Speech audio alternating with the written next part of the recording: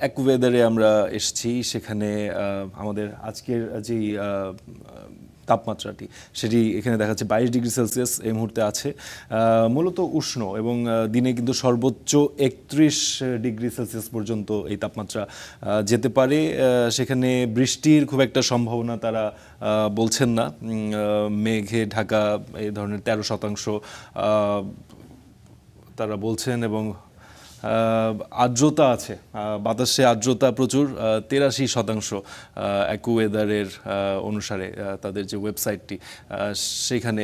এটি হচ্ছে ঢাকার আমরা পরিস্থিতি দেখছিলাম আবহাওয়ার। একটু চট্টগ্রামের দিকে যদি একটু চোখ দেই, সেখানেও 22 ডিগ্রি সেলসিয়াস এবং সর্বোচ্চ কিন্তু দিনের বেলা ওই 30-31 পর্যন্তই যেতে পারে এবং বৃষ্টির সম্ভাবনা তেমন নেই বলা চলে। এরপর আমরা একটু বাতাসের মান সম্পর্কে জানতে চাই। আইকিউওয়্যার আপনারা জানেন, খুবই প্রমিনেন্ট একটি ওয়েবসাইট। তারা কিন্তু সারা বিশ্বের বায়ুর যে মান সেটি তারা প্রকাশ করে থাকে এবং প্রতিদিন সেই আপডেটটি দেয়।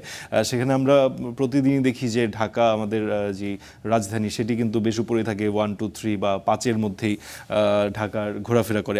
আইকিউওয়্যার যেটি করে, তারা কিন্তু কিছু ক্রাইটেরিয়া সেট করে রাখে, যে বা তারা পয়েন্ট সিস্টেমে এই বায়ুর মানটি তারা বোঝানোর চেষ্টা করে। সেখানে আপনাদের সুবিধার্থে আমি একটু এটি বলে দিতে চাই।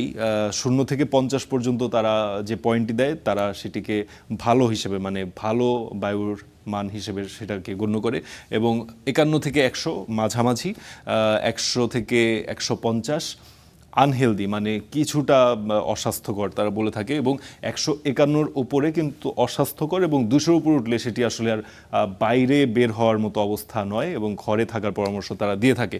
তো সেখানে আমরা একটু দেখতে চাই আজকে ঢাকার বায়ুর মানের পয়েন্ট কত। আপনারা দেখতে পাচ্ছেন ঢাকা কিন্তু অবস্থান করছে সারা বিশ্বে 6-এ অবস্থান করছে ঢাকা, এবং ঢাকার পয়েন্ট হচ্ছে 161, 161, যেটি আমি কিন্তু বলছিলাম একটু আগেই, 150-র উপরে উঠলে কিন্তু বায়ুর মান অস্বাভাবিক রকমের খারাপ। সেখানে কিন্তু ঢাকা 161 পয়েন্টে অবস্থান করছে, অর্থাৎ বাইরের বায়ুর মান কিন্তু অসম্ভব রকমের খারাপ। আমরা জাতীয় জীবনে এটি খুব একটা গুরুত্ব দেই না, কিন্তু আমি আসলে দর্শক আপনাদেরকে সাজেস্ট করব আপনারা বাইরে গেলে মাস্ক ব্যবহার করুন, এবং খুব বেশি প্রয়োজন না হলে আমার মনে হয় যে এই বিষয়গুলো ঝুঁকি না নেওয়া উচিত। কারণ আপনারা জানেন, যাদের শ্বাসকষ্ট আছে বা যারা শিশু আছে, তাদের জন্য কিন্তু বায়ুর মানটি কিন্তু খুবই প্রভাব ফেলে। এই বিষয়টি মাথায় রাখা জরুরি।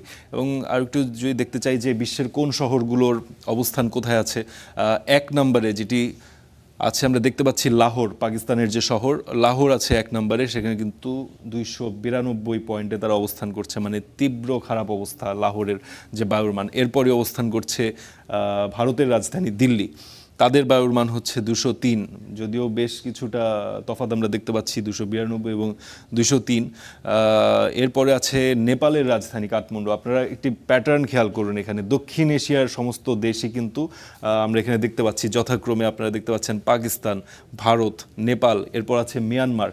মানে সারা বিশ্বের মধ্যে যেই কয়েকটি শহর প্রথম দিকে অবস্থান করছে, এই প্রত্যেকটি শহরই কিন্তু আমাদের প্রতিবেশী এবং আমাদের আশেপাশে, ভারত, পাকিস্তান, মিয়ানমার, নেপাল এবং বাংলাদেশ। আপনারা দেখেন 10 পর্যন্ত, যদিও 9 এবং 10-এ চায়নার যে উহান, সেই বিখ্যাত উহান যেটি কোভিডের জন্য খুবই বিখ্যাত আপনারা জানেন, সেই উহান অবস্থান করছে 9-এ, এবং 10-এ অবস্থান করছে সৌদি আরবের শহর রিয়াদ।